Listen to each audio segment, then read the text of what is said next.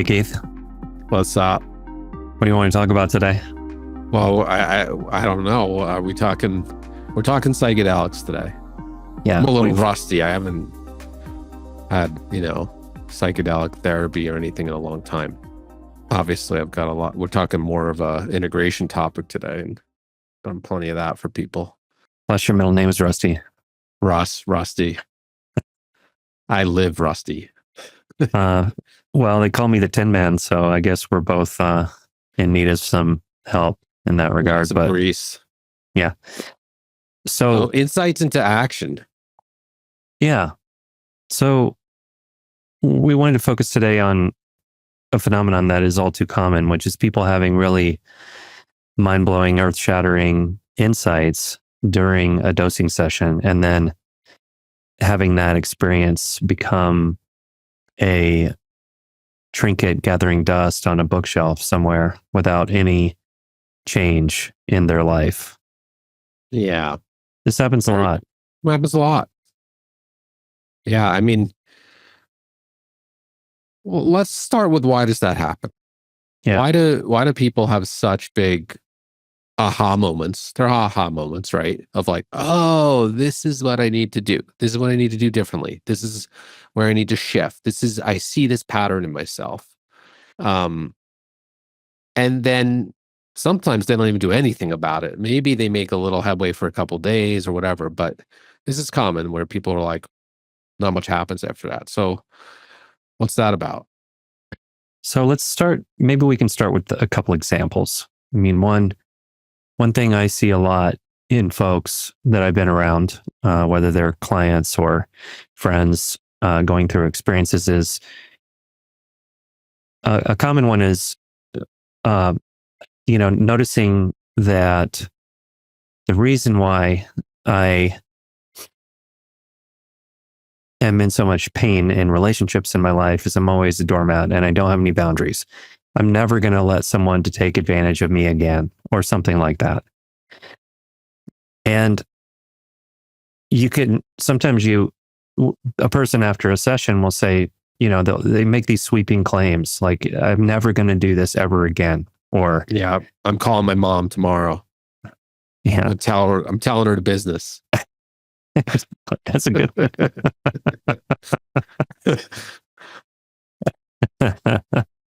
Might be a long conversation.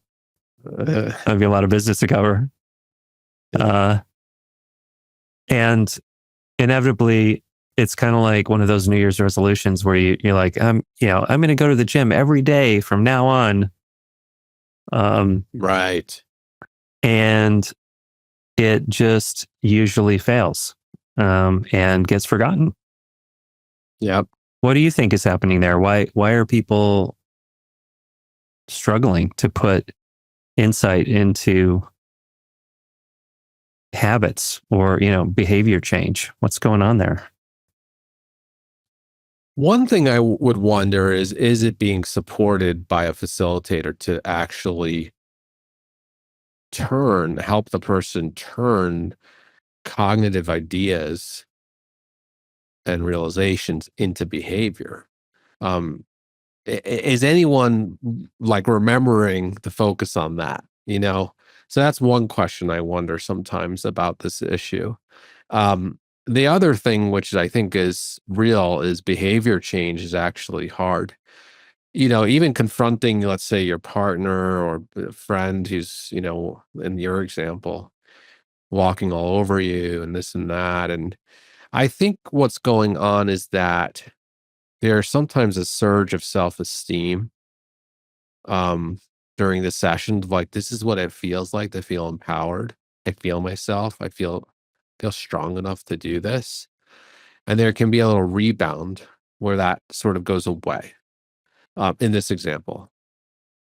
And so this is where integration, insights into action, is really key, because you're not going to necessarily feel as big and strong and proud and empowered as you felt in that moment of the epiphany of like, I've got this. I've got my own back forever. I keep thinking about there's a type of memory that allows us to automate actions, and it's called procedural memory. And it's an unconscious memory. So how to ride a bike, if you know how to ride a bike, that's procedural memory. And I think that I think the way we live in the world, the way that we conduct our lives, the way that we think about ourselves and what's possible for our lives is encoded in the form of procedural memory. It's automatic. It's unconscious. And so even having an earth-shattering driving down the road, and an hour later, I forgot that I was driving the whole time. Like that. That's a good Keith example. Yeah. Yeah, that's exactly. A Keith example. So the person who comes out of a dosing session with massive insight hasn't yet shifted their identity, their way of being in the world. Their automatic way of navigating, driving the car without realizing you're way past the exit. Right. Yeah, it comes right back online. It comes right back online. But the insight's still there. Yes. That's why we're talking about turning insights into action. Exactly. Yeah, because the insight doesn't go away, but the procedural memory doesn't go away either right away. Like, you have to do some work. That's right. Exactly. So it's part of your, we sometimes have talked about the default mode network. It's part of your default mode to act this way in the world, even in the face of massive insight. Yeah. Yeah. So this is the crucial reason why we emphasize integration so much in our work and what we teach, is that an insight that happens that ends up on the shelf is that really, why even do that? What's ultimately, if you're after change, lasting change in your life, it probably doesn't help to fill your trophy case with experiences with psychedelics that were wild. Hey, let me tell you a story about this time I decided to stop eating sugar. But you're not eating sugar. Yeah, exactly. Yeah. I mean, I think there's two sides. One is like, I think common, where some of these just go on the shelf and you're wrestling with that thing for a long time. You keep trying to get it off the shelf, whether it's through psychedelic sessions, and you're like, I can't figure it out, right? Like, I can't keep it off the shelf. There's kind of that process too. And then there's the type of insights, which is also a thing, especially for people who haven't done a lot of psychedelics, and they're doing a psychedelic therapy series. Maybe they've done it once, maybe it's their second time, and like, they have these big insights that they actually have never had before, and then they just put it on the shelf and it kind of fades, and they're not even wrestling with it again. That's kind of a different thing. Sure. I think there's kind of like two things here, right? And I think that one of the key pieces with these insights, and let's keep sticking with your example. I think it's a really good example, because I too have seen that a lot in integration with people over the years, when I was really practicing as a therapist, and people were coming to me for integration. Like, that's a big one. Like, I'm ready to be empowered and confront some people. I have some things I need to say, and I don't want to be people walking all over me, kind of thing. That's definitely one of them, right? Sure. Or I'm ready to leave this abusive. I've discovered that I've been a victim of abuse in my marriage. Yeah. I just figured it out. I'm going to leave. Or the job. Totally. Yeah. Or the job. They are treating me right. Yeah. People don't treat me right there. And let's say, so the first thing I think that's important to do is reality checking. Like, is this what is actually happening in a person's life? Like, let's help them look at it. Let's make sure it's happening. And it might be happening, right? Probably is happening. It probably is. But I do think it's important to just make sure that, because there are other things going on here. Like, when people have insights and it's, they struggle with integrating them, I just want to make sure what they're perceiving really matches, like, what they're actually is happening to them. So Sure. I tend to just kind of check it out with them. Let's just explore, how's this happening? Who's, what's being said to you? What's your work like? Like, yeah, that sounds like you're struggling, standing Mhm. up for yourself, having your own back there, right? So you get there. Let's say you get there, right? Yeah. Um, I tend to like to also let people know that some hard work now begins. You had a big insight. And, keeping this in the front of the gestalt is going to be some work ahead here because it Yeah. will want to fade. You have that procedural memory, right? You have Right. your default mode. Um, Yep. so I think there's just a little like, let's just talk about what we're dealing with here together. This is a big insight. I want to help you with it. Yeah. How do you start to work with these things?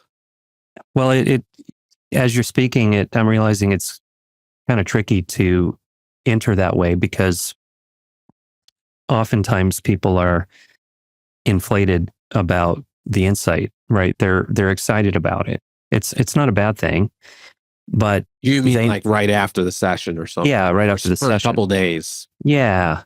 Yeah. And they might perceive anyone who challenges their insight or their inflation as a naysayer or, someone who's not on board with how excited they are, which, is not where you're coming from with the way you're talking, but it is challenging to help people who haven't been sort of pre-educated or warned or explained, oriented to the process, that the insights might be very significant and the work to integrate those insights is also going to be significant. People who are naive in working with psychedelics, tend to think that the insight is going to be durable without working to change their life and, get those essential reps in the gym. Yeah, and it's not even necessarily always naive. I mean, you could come out of a session, you've done 50 sessions, you're a psychonaut, and maybe that's not a psychonaut, but you come out and you're like, I'm a new person. And then 3 days later, I'm not a new person. Yeah. I'm the same person. Well, So and I think it's true. Like you really can come out of these sessions, um, it just feels so real. The new experience and idea, and it has so much truth in it, but it does take work to weave that into your life. I think it's important also what you just called out is someone who keeps going back, dozens and dozens and hundreds, thousands of times to psychedelics, perhaps under the illusion that all I need is more psychedelics. And then these desired changes will happen. Yeah. I just need more sessions, as opposed to, wait a second, I already got the insight and now I just need to go change my life. Right. I actually think that's a good point you're bringing up, is another aspect of turning insights into action, right? Which is like, I need another session to bring that experience back into me, to awaken it again. I don't typically see it going that well personally with people with integration where that's what they're trying to do. It's like, because they're really trying to they're really trying to stimulate a state, I Yeah. think, typically. Chasing after states. Yeah. Yeah. Yeah. And this state is relevant to trying to turn it into a trait, right? Like it's relevant to have the experience. Right. And that's why it's so relevant. They had this big aha, like, I can't believe I didn't realize, like, I really haven't had my own back as one of the Right. experiences. I really want to shift this. I'm excited to shift this. Um, it's like, great, let's go. The work begins. Yeah. Now the work begins. Yeah. So you and I were talking before this recording about a little bit about habit formation Hmm. and the challenges involved in actually doing the work that you're describing, changing very deeply ingrained habits. I mean, Mhm. I think one of the things, first thing I want to say about it is the way that we became who we were, as one of my therapists would say, you came to it honestly. In other words, it's a natural response to the exact kind of environment that you faced when you were younger, when these habits became real for you. So, for example, if you're a person who, let's just say in the metaphor, the doormat person who doesn't stand up for themselves, who maybe goes along to get along, has that style, um, there's a good reason why you developed that style.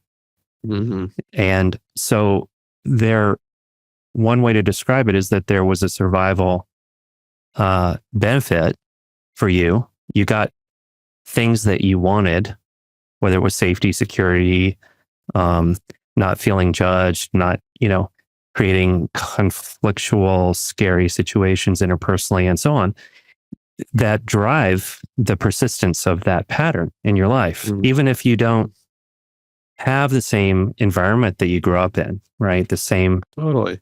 social threats and so on. So I say that just to underline what you're talking about is that this default mode is so strong, not because it's trying to screw you over, but simply because it came about for a reason. Yeah, it's the evolutionary need is important. Like the what it's doing is it's trying to help you avoid similar situations that have happened before, Protecting you.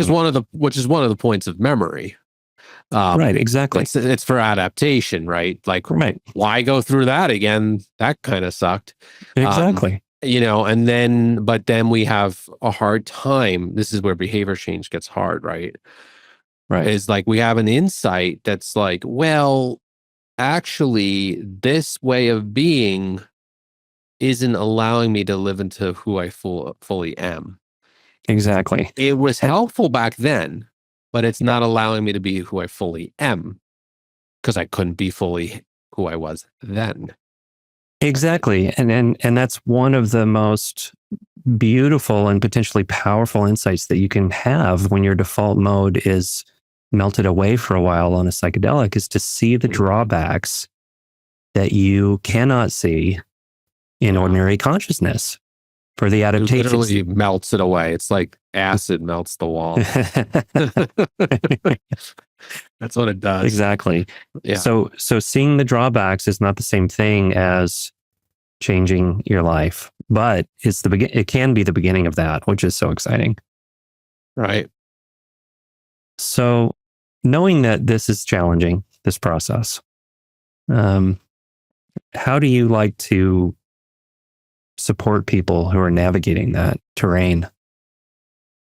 I mean, I'm a meaning guy. Like I always love to go to meaning Yeah. just as one of my, when I look at like behavior change modalities, cognitive behavioral stuff or whatever it is, behavior modification stuff. And, there's different sort of eras in that stuff. And like one thing is, you can work with the brain and how the brain develops behavior and do some cool stuff there um, with behavior modification. That's one way. It's just not that fun for me or interesting, and I actually think it's got its own limitations. Obviously, if some of these bigger personality-based ego defense structures, it doesn't work that well by mine because our identities are so wrapped up in it, Right. and I like to go to meaning and really go to more like values-based change, right? Like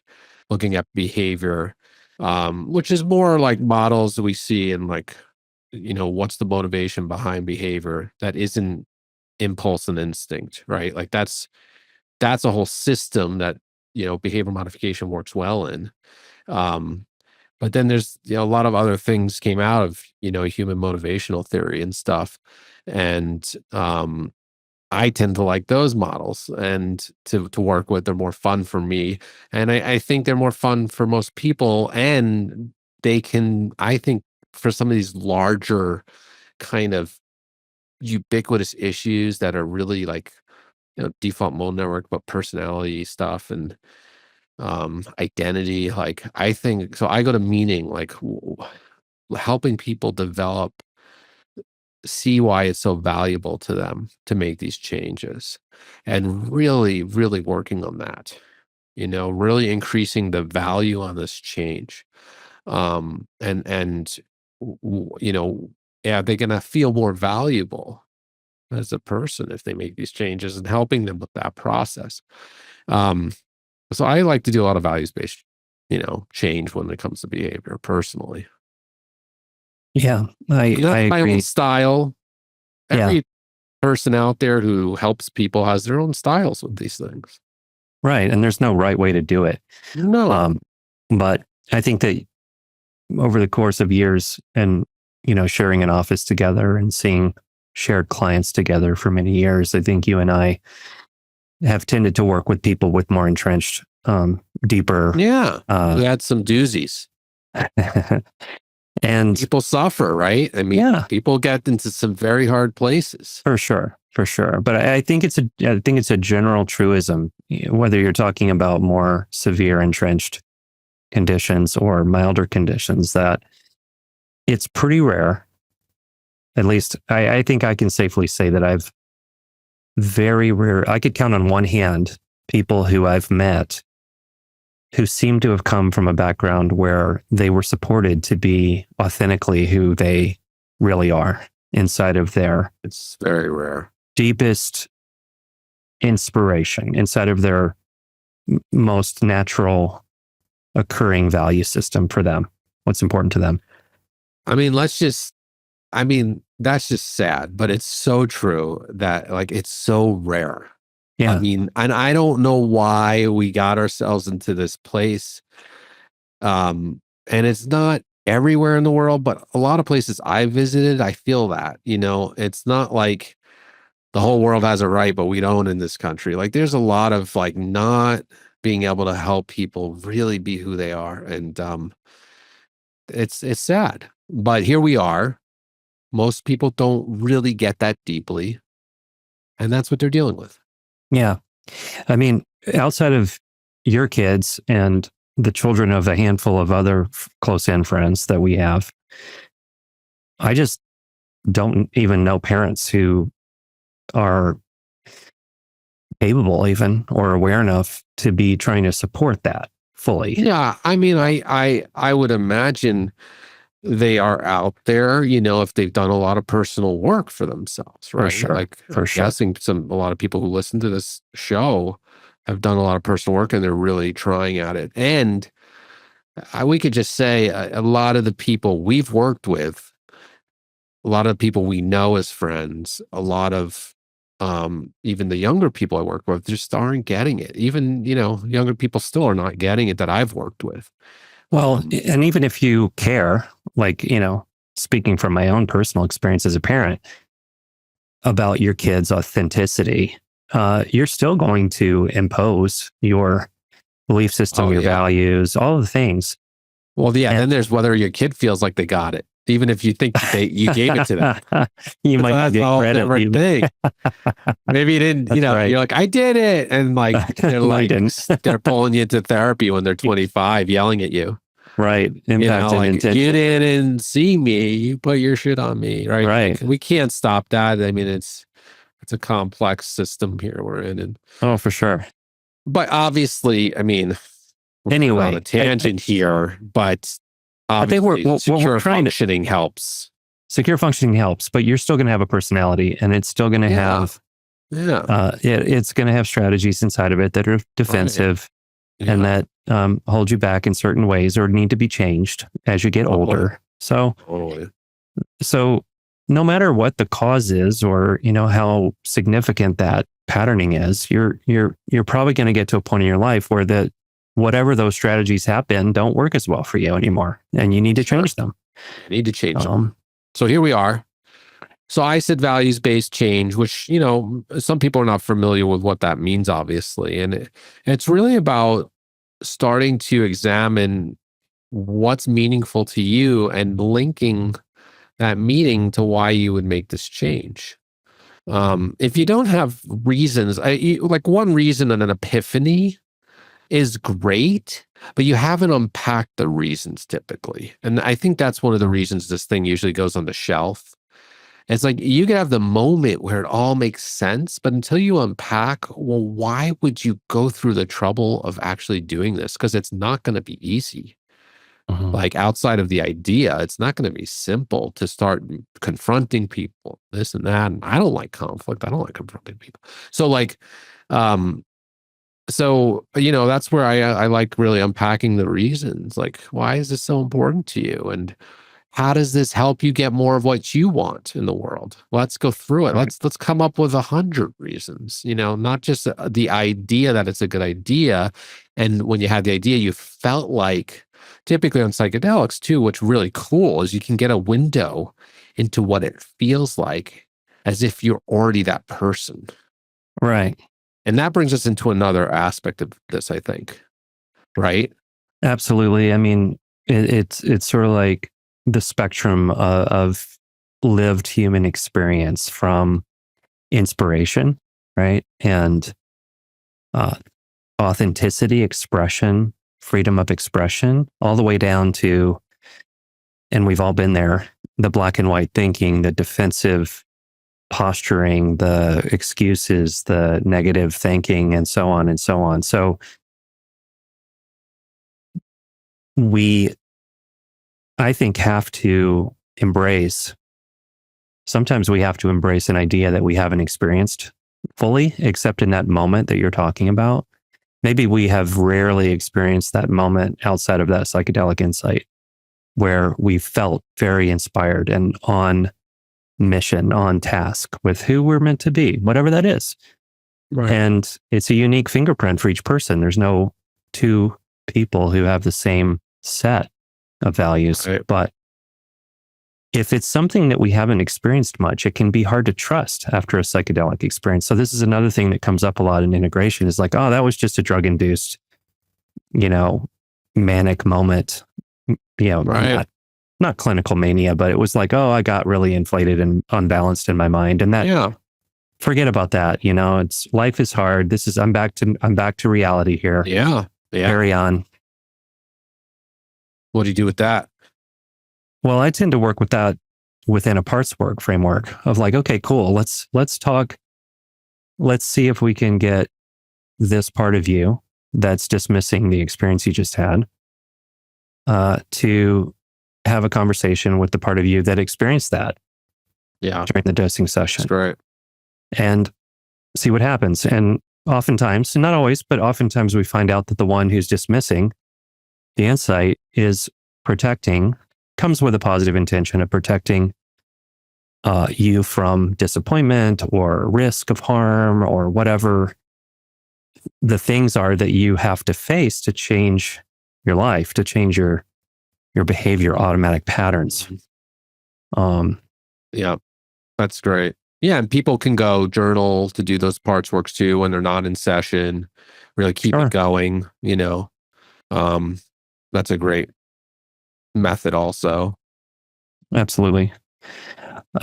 Artwork can also be a really useful medium of exploring the self, who we are. Yeah, totally. You could talk to yourself in the car like I do. You're going to do it. You got it.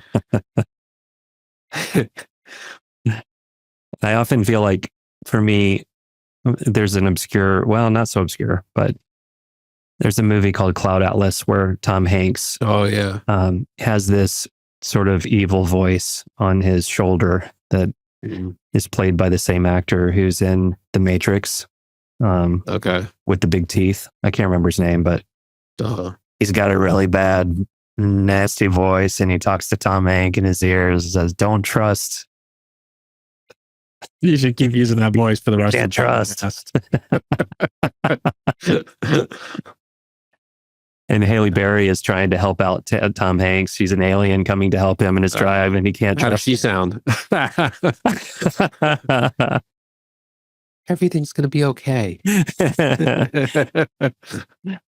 So anyway, parts work, pretty useful. Parts work. Yeah. Yeah, very useful. Yeah. And I think, there are other, there's plenty of other methods, and, for some people, CBT is great. And, there's lots of ways to do this stuff. Right. But I Yeah. think the key piece is like, getting in the game after getting back in the game. Yeah.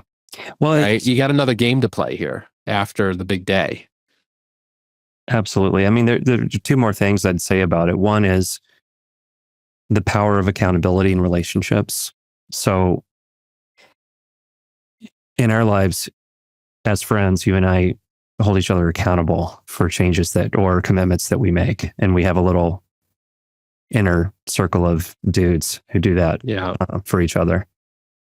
Yeah. And, it's a little bit maybe on the masculine side of the spectrum. Like my wife says, I wouldn't want to be in that group of how you challenge each other. Yeah. But it really helps me to stay on track with behaviors and changes that I want to make in my life. Yeah. It's almost like an encounter group of some kind, like Yeah. there's a lot of encountering of stuff that we find helpful. Yeah. I mean, it's the whole principle of like much easier to go to the gym if you're meeting your friend to work out together than to mobilize the motivation by yourself. Right. And then the second thing I wanted to say is, the work. I do appreciate the work of James Clear, and I think it's worth mentioning his name and his book Atomic Habits here because it's so well researched, and there's just interesting insights about developing new habits in there and how to stack habits and the role of identity and habit formation, which is what you and I are talking about here. Totally. Yeah. Yeah. I mean, I think that's a good one. It's a good book. Yeah. Any other last pieces before we close the shop down? Well, I think that's pretty complete for me. It's a long journey, life and change, and it's journey. Love the insights. Hopefully, we're continuing to learn and grow throughout our lifetime, right? Totally. Enjoy those insights, and then chop wood, carry water after them, and yeah. All right, let's close. All right. Let's close it down. See you next time. Bye.